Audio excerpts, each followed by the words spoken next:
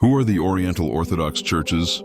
The Oriental Orthodox churches are an ancient Christian communion, including the Armenian Apostolic, Coptic Orthodox, Syriac Orthodox, Malankara Indian Orthodox, Ethiopian Orthodox Tewahedo, and Eritrean Orthodox Tewahedo churches.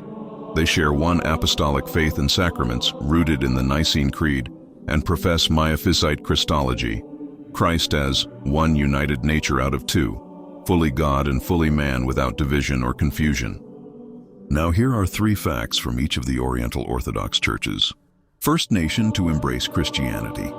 In 301 AD, Armenia became the first nation to adopt Christianity as its state religion under Saint Gregory the Illuminator and King Tiridates III, establishing the Armenian Apostolic Church as a national church. Etchmiadzin and ancient foundations. The mother see of Holy Etchmiadzin, built shortly after Armenia's conversion, stands as one of the oldest cathedrals in the world and a living symbol of the nation's faith. Survival through centuries. Despite invasions and the 1915 Armenian genocide, the church preserved its traditions, saints, and liturgy, uniting Armenians across the diaspora. The Coptic Church traces its origin to Saint Mark the Evangelist, who preached in Alexandria in the 1st century, establishing one of the earliest Christian communities. From the Roman Empire through Islamic rule, the Copts endured intense persecution yet maintained their monasticism, producing desert fathers like Saint Anthony and Saint Pachomius. In the 20th and 21st centuries, the Coptic Church expanded globally, founding churches and monasteries for the diaspora while strengthening catechesis and youth programs at home. Apostolic See of Antioch. The Syriac Orthodox Church descends from the ancient See of Antioch, where St. Peter and St. Paul preached and where believers were first called Christians. After rejecting the Council of Chalcedon in 451, the Syriac Church endured centuries of persecution and displacement, eventually establishing its patriarchal seat in different locations, now in Damascus. Despite dispersal, the Church preserved Syriac, a form of Aramaic, in liturgy, safeguarding an unbroken link to the earliest Christian worship.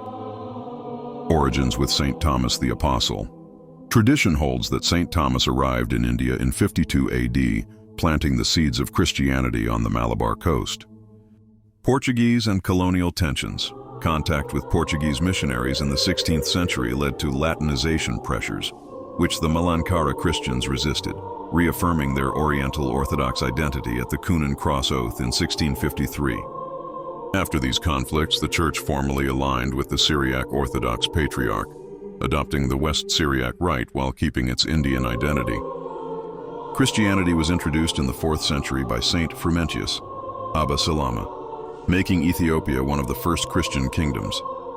Although historically linked to the Coptic Church, Ethiopia maintained a distinct national character and eventually received its own patriarch in 1959. The Ethiopian Church developed its own canon of scripture, architecture, and liturgical customs, blending ancient Semitic, African, and Judaic traditions into a living Christian culture. The Eritrean Church shares the apostolic origins of the Ethiopian Church and centuries of common history under the same ecclesiastical authority. In 1993, following Eritrea's independence from Ethiopia, the Eritrean Church gained autocephaly, establishing its own patriarchate with recognition from Pope Shenouda III, the Coptic Orthodox Pope. Eritrea is home to some of the oldest Christian monasteries in Africa, such as Debre Bizan, founded in the 14th century, which remain active centers of prayer, learning, and ascetic life for the Eritrean Orthodox faithful. Thank you all so much for watching my first video. God willing, I will be making more videos in the future. God bless.